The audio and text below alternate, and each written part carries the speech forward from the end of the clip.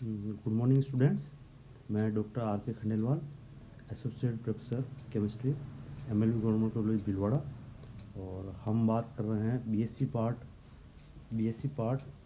First का paper तीसरा, physical chemistry भौतिक रसायन। इसमें हम काफ़ी कुछ आगे देख चुके हैं, जिसके अंदर जो है पदार्थ की अवस्थाएँ, क्रिस्टली ठोस, अक्रिस्टली ठोस, क्रिस्टल विज्ञान की परिभाषा, अक्रिस्टली ठोस, इनके बीच में क्रिस्टली ठोस और अक्रिस्टली ठोस का अंदर अंतर। इसी प्रकार से यहाँ पर जो है समदेशिकता का, विषमदेशिकता का गुण, और इसी प्रकार से ये सारे डिटेल में हम देख चुके हैं। क्रिस्टलों के लक्षण हम देख चुके हैं, जिसके अंदर फलक, जिसके अंदर बता रखे हैं फलक,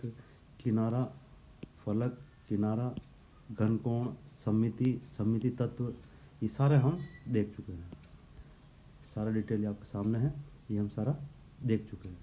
अब आगे का भाग आता है, जिसका हम बात कर रहे हैं कि क्रिस्टल संरचना को हम किस प्रकार से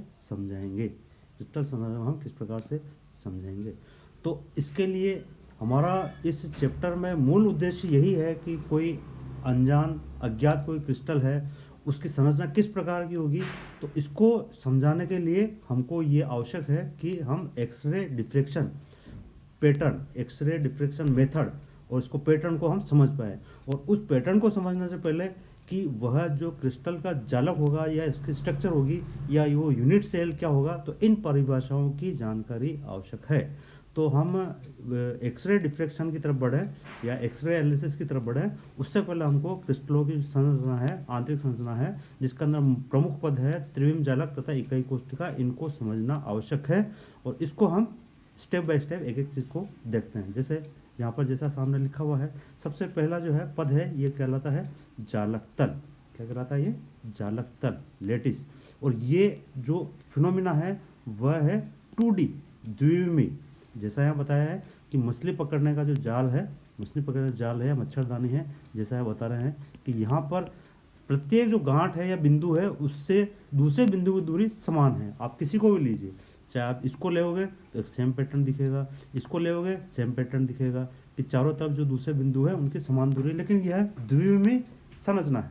ठीक है। परिभाषा क्या कहलाती है? समदूरस्थ, समान दूरी पर समदूरस्थ बिंदुओं की नियमित, कंटिन्यू, असीमित, अनलिमिटेड व्यवस्था, जिसको हम जाल, नेटवर्क या जालक या लेटिस कहते हैं। और यहाँ पर बिंदु का मतलब क्या है कि वह परमाणु हो सकता है, मॉलिक्यूल आयन हो सकता है, मॉलिक्यूल हो सकता है या आयन हो सकता है। जैसे बेंजीन का अंदर बता सकते हैं कि बेंजीन रिंग को अगर हम इस तरह बताते हैं, तो ग्रेफाइट का अंदर ये जो स्ट्रक्चर हमको दिखाई दे रही है, तो ये षटकोणीय व्यवस्था, ये भी एक तरह से जालक तल है, लेटिस प्लेन है। अब हम दूसरे पद की बात करते हैं, जिसको हम कह रहे हैं त्रिविम जालक। इसको हम क्या कह रहे हैं? त्रिविम जालक या स्पेस लेटिस भी कहते हैं। साइंटिस्ट ब्रेवेज के नाम से ब्रेवेज लेटिस भी कहते हैं। तो इसको हम देखते हैं। और यहाँ पर इसकी, और यह त्रिविमीय व्यवस्था के बारे में बताता है। ठीक है। जब हम इसकी परिभाषा लेते हैं, परिभाषा क्या है स्पेस लेटिस की, ब्रेवेज लेटिस की? इसकी परिभाषा क्या है कि त्रिविम जालक बिंदुओं की ऐसी असीमित नियमित व्यवस्था है जिसमें प्रत्येक बिंदु का वातावरण दूसरे सभी बिंदुओं जैसा होता है। जैसे यहाँ पर हम देख रहे हैं एक त्रिविमीय स्ट्रक्चर है, जो कि हम NaCl KCl में देखेंगे। अगर यहाँ पर जो है, यदि हम यहाँ पर एक बीच वाले NaCl बीच वाला अगर अणु परमाणु आयन की बात करते हैं, जहाँ पर बीच वाला Na+ हो सकता है, Cl- हो सकता है, तो इस संरचना में क्या देखते हैं कि चार जो, अगर ये आपके Na+ है, तो उस केस के अंदर जो किनारों पर है, चार जो क्लोराइड आयन है वो तो एक ही तल में होंगे, और एक जो है ऊपर होगा और एक जो है नीचे होगा। तो इस प्रकार से ये अष्टफल की व्यवस्था हमको दिखाई दे रही है। इसका मतलब क्या है कि प्रत्येक प्रकार के आयन, जैसे Na+ है, इसको 1 2 3 4, ये तो प्लेन में 1 2 3 4, ये तो प्लेन में, एक प्लेन से तल से ऊपर, तल से नीचे, इस प्रकार से ये इसकी त्रिविमीय व्यवस्था होती है। किसकी?